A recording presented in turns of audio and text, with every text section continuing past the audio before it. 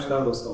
तो आज फिर मैं आपके सामने एक और कहानी लेके उपस्थित हूँ। आज की जो कहानी है उसको सुनने से पहले जरा एक बार विचार करिए। लेकिन अगर मैं आपसे ये कहूँ कि एक लड़की है जिसके एक पैर नहीं है, यानी एक पैर कटा हुआ है, एक पैर नकली है, दूसरे पैर के अंदर स्टील की रॉड लगी हुई है, रीढ़ की हड्डी में थोड़े दिनों पहले तीन फ्रैक्चर हुए हैं, और वो लड़की उसने कभी भी पर्वतारोही होने की, माउंटेनियरिंग की कोई ट्रेनिंग नहीं ली थी पहले, केवल 8 महीने पहले। जरा सोचिए, अगर मैं आपसे ये कहूं कि वो लड़की अपने पहले ही अटेम्प्ट में माउंट एवरेस्ट पे चढ़ गई, तो आपको क्या लगेगा? कितना आश्चर्य होगा। आप कहिए कि शायद ऐसा संभव ही नहीं है। आज की जो मेरी कहानी है वो ऐसी उस दिलेर, साहसी, बाधाओं पे पार करने वाली हिम्मती लड़की की कहानी है कि जिसकी कहानी को सुनकर हमारे रोंगटे खड़े हो जाते हैं। हमें सोचने पर मजबूर होना पड़ता है कि इतनी हिम्मत आखिर आई कहां से।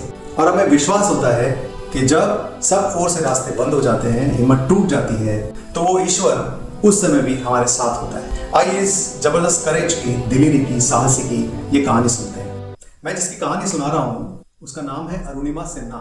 ये एक खिलाड़ी थी, राष्ट्रीय स्तर की खिलाड़ी थी, और ये एक दिन लखनऊ से दिल्ली जा रही थी। ये 2011 की घटना है। तो ये ट्रेन में थी और इसने गले में सोने की चेन पहनी हुई थी। अचानक कुछ लड़कों ने जब इसके गले में सोने की चेन देखी तो सोने की चेन को छीनने की कोशिश की। ये खिलाड़ी है और इसमें खिलाड़ियों वाला जज्बा है, आसानी से हार मानने वाली तो थी नहीं। इसने उन लड़कों के साथ संघर्ष किया। इसको उन लड़कों ने धक्का दिया तो ये उस ट्रेन से नीचे गिर गई। लेकिन जरा सोचिए, ये किससे टकराई? तो सामने से दूसरी पटरियों पर दूसरी ट्रेन आ रही थी जो विपरीत दिशा में जा रही थी। तो जब ये नीचे गिरी तो सामने से आती हुई ट्रेन से टकराई और उस ट्रेन से टकरा कर नीचे गिर गई। तो इसके रीढ़ की हड्डी में कई फ्रैक्चर हो गए, पूरे शरीर में जगह जगह घाव हो गए, और इसका एक पैर वो घुटने के नीचे से बुरी तरह से चूर चूर हो गया और कट गया। उसमें से हड्डियां बाहर निकल गई। इस पर बेहोशी छा गई। इसकी इतनी भी हिम्मत नहीं रही कि ये खड़ी हो सके। रात का समय था, पूरी रात भर वहां पड़ी पड़ी ये कराहती रही। दर्द से ये हिल भी नहीं सकती थी। अरुणिमा बताती है अपने अनुभव में कि रात भर वहां जो बहुत सारे चूहे थे पटरियों के आसपास, वो इसका मांस नोच नोच के खा रहे थे हड्डियों में से, लेकिन ये फिर भी उनको दूर भी नहीं भगा पा रही थी। किसी तरह से रात निकली। उस घायल अवस्था में सुबह लोगों ने जब उसको देखा तो पास के एक हॉस्पिटल में पहुंचाया। उस हॉस्पिटल के अंदर वो, क्योंकि बहुत छोटी जगह का हॉस्पिटल था, तो वहां ना एनेस्थीसिया देने की व्यवस्था थी, ना वहां बड़ी सर्जरी करने की व्यवस्था थी, मगर उसकी पैर की सर्जरी तुरंत होना जरूरी था और उसको खून की भी जरूरत थी। तो डॉक्टर और फार्मासिस्ट जब उसके पास आए और उन्होंने देखा कि इसका ऑपरेशन होना है, इसको खून की भी जरूरत है और ऑपरेशन करने के लिए एनेस्थीसिया यानी उसको बेहोश करना जरूरी है, तो जब वो आपस में बात करने लगे ऐसा, तो अरुणिमा ने उनसे कहा कि आप चिंता मत करिए। वहां रात भर 7 घंटे 8 घंटे तक मैं पड़ी रही और तब भी मुझे कुछ नहीं हुआ, तब मैं जिंदा ही थी और मेरे को ये दर्द होता रहा, मैं इस दर्द को सहती रही। आप बिल्कुल चिंता मत करिए, एनेस्थीसिया मत दीजिए, आप मेरी ऑपरेशन कर दीजिए, मेरा सर्जरी कर दीजिए। आप सोचिए, ऐसी बहादुर उस लड़की को देखकर, उसकी हिम्मत को देखकर, और वो जो डॉक्टर और फार्मासिस्ट वहां थे उन्होंने ही 1-1 यूनिट खून दिया और बिना एनेस्थीसिया के किए उसका जो घुटने के नीचे का जो पैर था, जो कि पूरा कट के लटक ही चुका था, उसको काट कर, साफ कर और वहां पर सर्जरी करके पट्टी वगैरह बांधी गई। अरुणिमा को आगे फिर इलाज के लिए दिल्ली एम्स में एडमिट करवाया गया। इसकी रीढ़ में रीढ़ की हड्डी में 3 फ्रैक्चर हो गए थे और वहां वो 4 महीने तक एडमिट रहे। 4 महीने बाद उसको जो समाचार मिले, वो कभी कभी हम लोग किसी के प्रति कितनी नकारात्मकता मन में ले आते हैं, जरा विचार करें। तो उसको समाचार मिले कि कुछ लोगों ने कहा कि अरुणिमा ट्रेन के अंदर बिना टिकट सफर कर रही थी, इसलिए किसी ने कहा अरुणिमा ट्रेन में से कूदी क्योंकि उसको आत्महत्या करनी थी। ऐसी सब बातें जब अरुणिमा ने सुनी तो उसको मन में दुख भी हुआ और क्रोध भी आया। इतनी घायल अवस्था में इतनी पीड़ा जब उसको हो रही है, जब उसको बहुत सारे लोगों की सहायता, सहयोग, मदद, सहानुभूति की जरूरत है, जब उसका साहस लोग सुनकर उसकी प्रशंसा करनी चाहिए, तब लोगों ने उसको कहना शुरू किया कि आत्महत्या करना चाहते। ऐसी बातें सुनकर भी अरुणिमा टूटी नहीं। ऐसी सब बातों को सुनकर उसका संकल्प और भी पक्का हो गया कि जीवन में कुछ करना है। ये जो सारे लोग इस तरह की बातें कर रहे हैं, मैं कुछ ऐसा करके दिखाऊंगी कि इन सब के मुंह बंद हो जाए और इनको जवाब मिल जाए। ऐसा सोच, जो अभी चल भी नहीं सकती थी, जिसके पैर में, एक पैर में स्टील की रॉड है और दूसरे पैर में अब नकली पैर लगने वाला है, जरा सोचिए आगे के जीवन की उसने क्या सोचा। शायद कोई आम आदमी होता तो वही सोचता कि कोई छोटी मोटी नौकरी कर लेंगे। अब ये जो विकलांग हो गए हैं तो उसकी वजह से किसी प्रकार से कोई लाभ मिलेगा तो कोई नौकरी मिल जाएगी, कहीं कोई टीचर बन सकते हैं, कंप्यूटर का काम कर सकते हैं, ऐसा कुछ भी छोटा मोटा करके अपना जीवन यापन कर लेंगे, ऐसा कोई भी सोच सकता था। अरुणिमा ने क्या सोचा? उसने कहा कि मेरे बारे में किसी ने भी जो इस प्रकार की बात की है, हताश करने वाली, निराश करने वाली, ऐसी नकारात्मक बात की है, उसका जवाब एक ही है कि मैं जीवन में वो करके दिखाऊं जिसकी वजह से बहुत सारे लोग मुझसे प्रेरणा ले सकें। और उसने क्या तय किया? उसने तय किया कि वो दुनिया के सबसे ऊंचे पहाड़ की सबसे ऊंची चोटी यानी एवरेस्ट पर फतह करेगी। वो उस पर चढ़ेगी, एवरेस्ट समिट करेगी। कैसा संकल्प था, कितना आश्चर्यजनक। और यह तब है कि जब अभी रीढ़ की हड्डी के फ्रैक्चर भी ठीक नहीं हुए हैं, एक पैर नकली है। उसका साहस, उसका जज्बा, उसका शौर्य कितना जबरदस्त रहा होगा, हम कल्पना कर सकते हैं। सोच तो लिया, लेकिन केवल सोचने से ही मंजिल मिल तो नहीं जाती।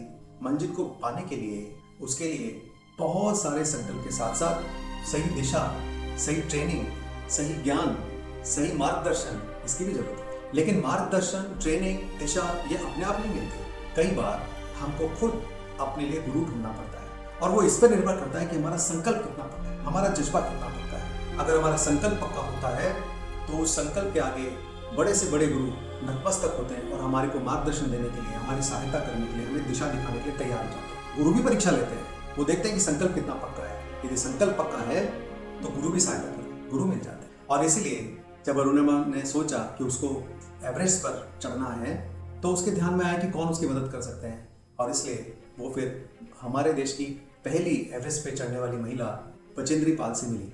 बचेंद्री ने जब उनकी पूरी कहानी सुनी तो उनकी आंखों से आंसू आ गए। लेकिन अरुणिमा का संकल्प देखकर बचेंद्री पाल ने कहा कि यदि तुम्हारा संकल्प पक्का है तो फिर तुम जरूर माउंट एवरेस्ट पर चढ़ सकती हो, और उसके लिए तुमको ट्रेनिंग करनी होगी। अरुणिमा ने अपनी ट्रेनिंग शुरू की। कुछ महीनों की ट्रेनिंग के बाद वो चलने फिरने लगी ठीक से, और वो माउंट एवरेस्ट पर चढ़ने के लिए तैयार हो गई। लेकिन अरुणिमा ऐसे समय पर अपना एक अनुभव बताती है। वो ये कहती है कि सड़क से पहले बेस कैंप पे जाने में, जहां उसके जिनके दोनों पैर ऐसे जो साथी हैं उनको 2 मिनट लगते थे, वहां उसको 3 घंटे लगे। ये किसी भी बहादुर से बहादुर इंसान के आत्मविश्वास को तोड़ने के लिए काफी हो सकता है। इतनी भीषण चुनौती, लेकिन उसने हिम्मत नहीं हारी। उसने अपना माउंट एवरेस्ट को फतेह करने का अभियान ये जारी रखा। वो चढ़ने लगी साथियों के साथ, और उस बिल्कुल नीली हरे रंग की बर्फ में दूर दूर तक कुछ भी नहीं, केवल सन्नाटा, तेज चलती हुई हवाएं, और उसके अंदर जहां दोनों पैर वाले लोगों को अपने पैर जमाने में मुश्किल होती, वहां ये अरुणिमा अपने एक प्रोस्थेटिक लेग के साथ साथ दूसरे पैर में जिसमें रॉड डली हुई है उससे ऊपर चढ़े जा रही है। वो कहती है कि रात के समय जब वो चलते थे, क्योंकि रात को मौसम थोड़ा साफ रहता था, तो उस समय चलते चलते बहुत सारे पहले आए हुए पर्वतारोही कि जिनकी ऑक्सीजन नहीं मिलने के कारण से या फिर किसी और भी कारण से वहीं जिनकी डेथ हो गई हो, जो मर गए हो, जो एवरेस्ट पे या तो चढ़कर उतर रहे थे या चढ़ ही नहीं पाए थे, ऐसे बहुत सारी लाशों के बीच में से उनको उलांग उलांग के जाना पड़ रहा था। एक बांग्लादेशी पर्वतारोही था और वो जमीन पे पड़ा हुआ था, उस बर्फ के बिल्कुल बीच में। वो कराह रहा था, उसका एक हाथ हिल रहा था, वो ऑक्सीजन के अभाव में मरने ही वाला था। उसको देखकर अरुणिमा सिहर गई। उसे भी लगा कि शायद यही मेरा भी भविष्य है, हो सकता है ऐसे मैं भी मारी जाऊं। और उस समय में मन में ये ख्याल आ सकता था कि लौट जाना चाहिए, क्योंकि जान बचेगी तो जाकर हम आगे कुछ कर पाएंगे। उनके साथ जो शेरपा था उसने भी कहा कि देखो अरुणिमा, बहुत मुश्किल है ऊपर चढ़ना, यदि तुम्हें लगता है कि तुम नहीं जा सकती तो लौट जाओ, नहीं तो मर जाओगी, और तुमको जब यहाँ तुम मर जाओगी तो यहाँ से ले जाने वाला भी कोई नहीं होगा, क्योंकि हम अपनी जान बचाएंगे, तुम्हें ले भी नहीं जा पाएंगे। लेकिन अरुणिमा, उसका साहस इतना कमजोर नहीं था। यदि उसका साहस इतना ही कमजोर होता तो शायद वो उसी दिन मर चुकी होती जिस दिन उसका एक्सीडेंट हुआ था। लेकिन वो जिंदा थी तो इसलिए कि उसको अपनी जिंदगी में कुछ जोरदार करना था, और इसलिए अरुणिमा कहती है कि मैं वो जो मरता हुआ बांग्लादेशी था उसी को उलांग कर उसके ऊपर से मैं आगे चली गई। ऐसे ही एक बेस कैंप, फिर दूसरा कैंप, फिर तीसरा कैंप, और जब वो बिल्कुल माउंट एवरेस्ट के थोड़ा ही पहले थी तब तक उसकी ऑक्सीजन, जो उसके पास ऑक्सीजन थी, वो लगभग खत्म हो गई। ऐसे समय में उसके साथ के शेरपा ने कहा, अरुणिमा, तुम्हारी ऑक्सीजन बिल्कुल खत्म होने वाली है, अब ऊपर जाना बिल्कुल संभव नहीं है, हमें तुरंत लौट जाना चाहिए, नहीं तो तुम बचोगी नहीं। अरुणिमा ने कहा, यहां तक आने के बाद अब जब मंजिल केवल 1 कदम दूर है, तब क्या मंजिल को ऐसे ही छोड़ के चले जाएं? थोड़ी सी हिम्मत अगर और रखी तो मैं उस पर चोटी पे फतेह पा सकती हूँ, और इसलिए मैं जरूर जाऊंगी। अरुणिमा ने हिम्मत नहीं हारी, अपने विश्वास को कम नहीं होने दिया, अपने साहस को कम नहीं होने दिया। उसको याद आया कि उसने क्या संकल्प किया है, और जब उसको अपना संकल्प याद आया तो उसकी गति और बढ़ गई। भीषण ठंड के अंदर तेज हवाएं चल रही हैं, हाथों को पैरों को जमाने वाली सर्दी, और ऑक्सीजन बिल्कुल नहीं, लगभग खत्म। ऐसी इस विकट परिस्थिति में अरुणिमा थोड़ी देर बाद माउंट एवरेस्ट की चोटी पे खड़ी होती है और उसके हाथ में है तिरंगा झंडा। ऐसे समय में अब वो अपने शेरपा से कहती है जरा फोटो खींचो। शेरपा नाराज होता है, गुस्सा होता है कि तुम्हें फोटो खींचने की पड़ी है, अगर हम जल्दी वापस नहीं गए नीचे तो अब तुम्हारे साथ साथ मैं भी मर जाऊंगा यहाँ, जल्दी वापस चलो।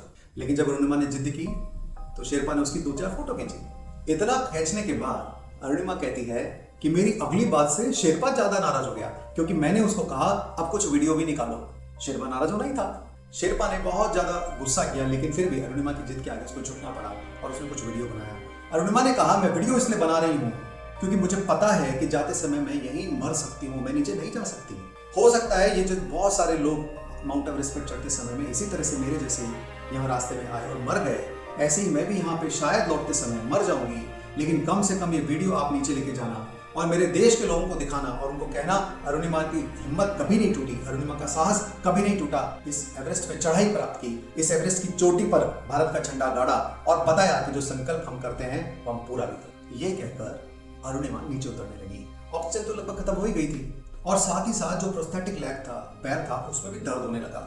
उसके हाथ ठंड की वजह से नीले पड़ गए।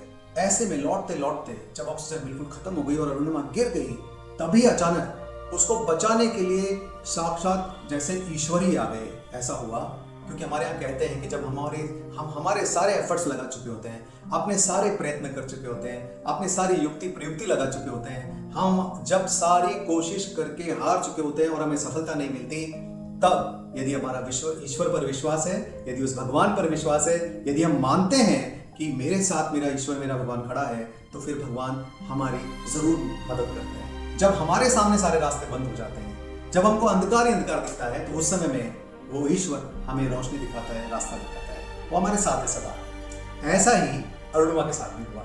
एक कोई दूसरा पर्वतारोही दूसरे देश का, वो वहां से गुजर रहा था, उसके पास 2 सिलेंडर थे, एक सिलेंडर अतिरिक्त था, वो उसने फेंका और अरुणिमा ने वो उठाया और उसको ऑक्सीजन मिली। जब वो नीचे आई और तो उसके जो इसका प्रोस्थेटिक लेग था, पैर था, नकली पैर, वो निकल गया। हाथ उस बर्फ में बिल्कुल सुन्न हो गए, नीले हो गए। जब वो बिल्कुल काले हो जाते हैं तो उसके बाद तो काटना ही पड़ता है। और इस अरुणिमा को एक क्षण के लिए लगा कि पहले ही मेरा एक पैर तो काट दिया गया है, हो सकता है अब मेरा हाथ भी काटने की नौबत आ जाए, ऐसा उसको महसूस हुआ। लेकिन किसी तरह से अपने दोनों हाथों से और उस घसीटते घसीटते उस एक पैर जो कि आधा कट चुका था उसको भी घसीटते हुए एक हाथ में अपना नकली पैर पकड़े हुए धीरे धीरे अरुणिमा नीचे आ जाती और अरुणिमा की जान भी बच जाती। वो कहती है कि यदि उस समय में जब ऑक्सीजन खत्म हुई और उसने सोच लिया होता कि चलो नीचे जाते हैं चढ़ते समय, तो क्या वो उस एवरेस्ट को प्राप्त कर पाती। यदि उसने लौटते समय हिम्मत हार दी होती तो शायद वो भी उस बर्फ में दूसरी लाशों की जैसे दबी होती और उसका नाम लेने वाला कोई नहीं होता। किसी अखबार में नहीं छपता कि अरुणिमा ने एवरेस्ट पे फतेह प्राप्त की। कोई भी टीवी न्यूज चैनल ये नहीं बताते कि अरुणिमा कितनी साहसी थी। वो मर गई होती दूसरों के जैसे, दब गई होती बर्फ में और उसकी कहानी खत्म हो गई होती। लेकिन उसने हिम्मत रखी, अपना साहस रखा, अपना आत्मविश्वास रखा और जो उसने दुनिया में उसके लिए उल्टी सीधी बातें करने वाले लोगों का मुंह बंद करने के लिए कसम खाई थी, संकल्प किया था, उसको पूरा किया। इतना कहने के बाद अरुणिमा अपनी कहानी को खत्म नहीं करती है। उसके संकल्प की आखिरी सीढ़ी नहीं थी। वो कहती है कि जैसे मैंने एशिया की, वैसे तो ये दुनिया की सबसे ऊंची चोटी है, पर जैसे मैंने एशिया की सबसे ऊंची पर्वत की चोटी पर फतेह प्राप्त की है, वैसे ही मैं दुनिया के बाकी सारे महाद्वीपों की सबसे ऊंची चोटी को भी फतेह प्राप्त करूंगी, ऐसा मेरा संकल्प है। आप सोच सकते हैं उसकी हिम्मत के बारे में। और अभी तक वो 4 महाद्वीपों की सबसे ऊंची चोटी पर विजय प्राप्त कर चुकी है। ऐसा उसका साहस है। अरुणिमा जैसी साहसी युवती ऐसे अपने समाज में, देश में बहुत हैं। कभी कभी छोटी मोटी कठिनाई में भी वो शरीर के अंदर कुछ कठिनाई आई है, मन में आई है, कोई परेशानी है, कोई दिक्कत है, तो हमें लगता है जैसे अब सारे रास्ते बंद हो गए। लेकिन उस समय में अगर हम कुछ पाने का संकल्प कर लेते हैं और उसके लिए सही मार्ग चुनते हैं, सही गुरु चुनते हैं और साथ ही साथ हिम्मत रखते हैं, तो फिर जब भी कोई बाधा रास्ते में आती है तो उसमें से मार्ग मिलता ही जाता है और हम आखिर में अपने उस संकल्प को सिद्ध कर पाते हैं, यानी कि मंजिल प्राप्त। इसीलिए कभी भी अपनी हिम्मत नहीं छोड़नी चाहिए। अगर हमने हिम्मत छोड़ दी तो फिर ये तो तय है कि जो हम पाने वाले थे वो हमें कभी नहीं मिलेगा। लेकिन अगर हिम्मत रखी तो जो हम पाने वाले हैं उसको दिलाने के लिए केवल हम ही नहीं, हमारे साथ साथ हमारे ईश्वर भी हमारी मदद करते हैं, हमें सपोर्ट करते हैं, हमें सहयोग करते हैं। और इसलिए अरुणिमा ने एक बहुत सुंदर 4 पंक्तियाँ बोली, वो मैं आपको सुनाकर आज के इस कहानी को पूरा करूँगा। अरुणिमा कहती है, अभी तो इस बाज की असली उड़ान बाकी है, अभी तो परिंदे का इम्तिहान बाकी है, अभी तो लांगे हैं कई समंदर, अभी तो पूरा आसमान बाकी है। तो दोस्तों, मित्रों, आज हमने अरुणिमा सिन्हा की कहानी सुनी, उसके साहस की, उसकी हिम्मत की कहानी सुनी। अगली बार हम ऐसे ही किसी वीर से, किसी साहसी से फिर रूबरू होंगे। तब तक के लिए नमस्कार।